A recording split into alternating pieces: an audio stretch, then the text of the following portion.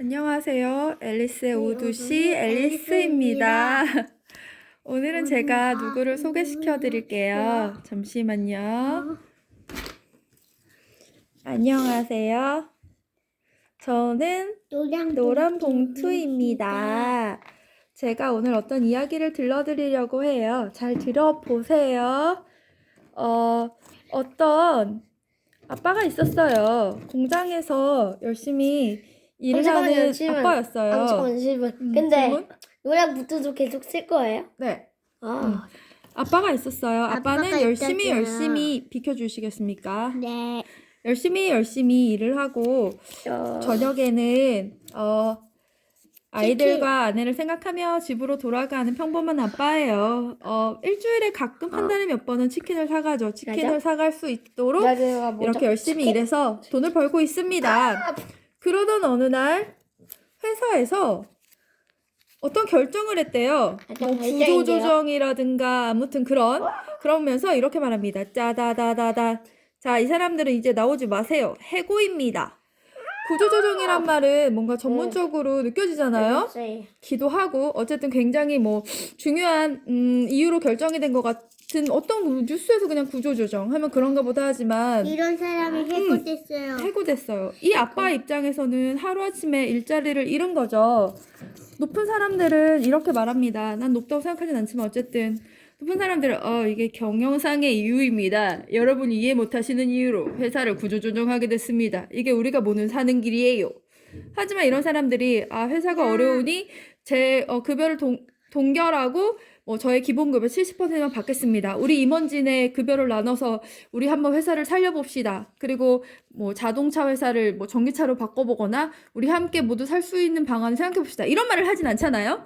어떤 방법을 택하죠? 이 사람들은 그죠? 사람 수를 줄이는 거죠. 너네 이제부터 나오지 마. 이렇게. 어쨌든 그런 결정이 내려졌습니다.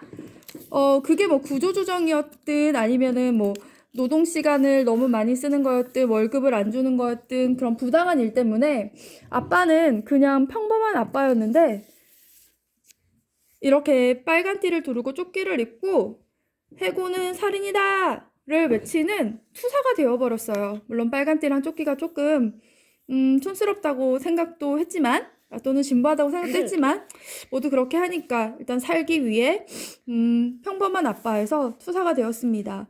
그런데 부당합니다. 해고는 부당합니다. 이렇게 외치자 갑자기 빚폭탄이 쏟아지는 거예요. 회사에 손해를 끼쳤어. 경찰이 다쳤어. 너 때문에. 경찰 헬기가 부서졌어. 이건 아닌데 겸아 아직? 그치. 어쩌고 저쩌고 하면서 뭐라고 해야 돼요? 47억, 130억 이런 평생 모아도 벌지 못하는 그런 돈들을 다 물어내! 라고 갑자기 법원에서 청구서가 날라오는 거예요. 어떻게 그런 돈 만져본 적도 없는데 어떻게 합니까? 그러니까 그런 손해배상 다 갚을 때까지 내가 너의 돈을 가압류하겠다. 전세금도 못 빼. 이렇게 가압류도 들어오는 거예요. 이 아빠는 너무 괴로워졌어요. 그래서 그것이 부당하다고 생각한 사람이 있었어요.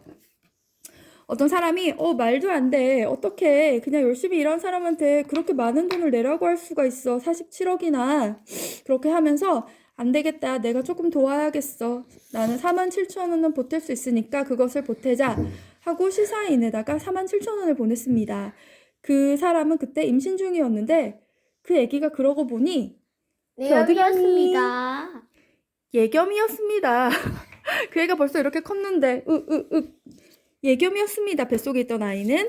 그렇게 한 사람으로 시작된 47,000원을 모으는 캠페인에 아주 많은 사람들이 점점 여러 가지 이유로 참여하기 시작했어요. 우리는 가족이 짜장면 먹으려고 했는데 그 돈을 아껴서 보낼게요. 저희 아이가 불치병인데 혹시 아이가 낳게 되면 정말 좋은 세상에 살았으면 좋겠습니다. 등등등 여러 가지 이유로 모두 캠페인에 참여하게 되었습니다. 여러분이 잘 아시는 이효리, 이렇게 그래서 화나시는 분이 있을지도 모르겠네요. 이효리 씨도 참여하고 또 미국의 석학, 노암 촘스키도 참여하고 또 을지로위원회 분들도 참여하고 게다가 또 누구도 참여했는지 아세요? 그때 그 당시 문재인 의원도 참여했습니다. 그리고 수많은 정말 더더더 중요한 수많은 사람들이 참여했습니다. 그래서 노란봉투 캠페인이 막 벌어진 거죠. 그래서 이렇게 생각했어요. 캠페인도 중요하지만 그렇다면 법을 만들어서 그런 노동자를 보호해야겠다. 그래서 탄생한 게 바로 노란봉투. 노란 봉투법입니다. 노란 봉투법은 그거예요. 아무리 손해배상을 청구해도 좋지만 법에 보호된 권리를 노동자가 주장할 때 그 노동조합을 파괴시킬 만큼 하면 안 되고 또 개인에게 손해배상을 청구하면 안 됩니다. 라는 내용을 담고 있어요. 그래서 맞아. 맞아. 그래서 국회 어디 갔지? 여기다. 자, 법안이 어떻게 됐냐면요.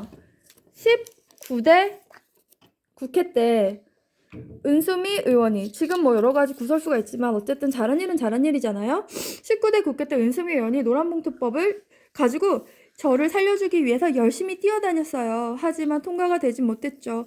왜냐하면 확실히 돈이 많은 사람들은 힘이 센가 봅니다. 그래서 저는 19대 국회가 끝나고 묻혀 있었어요.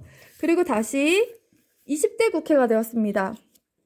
20대 국회가 되어서 그때는 강병원 의원이 저를 다시 소생시켜보고자 또 뛰어다녔죠. 하지만 여러분 아시다시피 20대 국회는 완전히 파업 중이었잖아요. 일을 하지 않았잖아요. 그래서 저는 또다시 묻혀버렸습니다. 아무튼 근데 있잖아요. 아직 노란봉투 핸드폰에 넣을 거예요. 이쪽. 아니야? 잠깐만요. 그래서 그런데 그런 것 같아요. 소위 그 높은 사람이라는 사람들 있잖아요. 저는 그저 높은 사람이 아니라 역할이 다르다고 생각하는데 높은 사람이라고 부르는 이유가 있긴 있는 것 같아요. 이런 사람들은 아무리 잘못을 해도 말이죠. 경찰 어디 갔죠? 또 한 명의 경찰 여기 있다. 아무리 잘못을 해도 그냥 슈슈슈슈슉 법의 테두리를 벗어나는 것 같아요. 처벌도 잘 안 받고 스스스스스. 저는 뭐 이렇게 높은 자리에 있는 사람들이 현장에서 체포됐다 이런 말을 별로 들어본 적이 없어요. 쓱 이렇게 너무 높아서 그냥 안 보이나? 이렇게 되는데 제가 어떤 한 아빠 이야기를 들려드리면요. 어떤 아빠는 회사가 너무 부당하다고 항의를 했거든요. 그랬더니 글쎄 말입니다. 글쎄 말입니다. 경찰이 경찰이 집에 와서 쳐들어와가지고 이 사람을 연행해 가버렸어요. 그런데 연행이가 뭐예요? 연행? 붙잡아 가는 거. 태어난 지 한 달도 안 된 애기 앞에서. 예겸이는 아니지.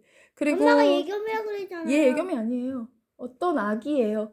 엄마가 그리고 아기를 예겸이라고 낳은 지 그랬어요. 한 달도 안 된 산모 앞에서 아빠와 남편을 그 눈앞에서 이렇게 끌고 가버렸어요. 어떻게 뭐 이렇게 높은 자리에 앉아있는 사람들은 그렇게 처벌받는데 오래 시간이 걸리는데 노동자는 만만한가요? 어떻게 그렇게 막 현장에서 꼭 집까지 데려와서 연행을 해가야 되나요? 나 참 아무리 그 법이나 그런 것들이 정의의 여신 있잖아요. 디켄가? 정의의 여신이 정말 저는 공정하다고 믿고 있었어요. 어느 정도. 언제까지지? 한 2013년, 2014년까지는 저는 대한민국의 법은 정의롭다고 믿고 있었어요. 그럼 제가 이거 치울게요. 그런데 이제는 기울어져 있다는 거는쯤은 이제 저도 알고 있습니다. 하지만 아무리 법이 기울어져 있고 공권력이 부당하거나 그렇다고 해도 어떻게 어머니 지금 이거 쳤나요? 사람의 권리를 헌법에 보장된 사람의 권리를 돈으로 주장하지 말라고 이렇게 입을 막을 수가 있나요?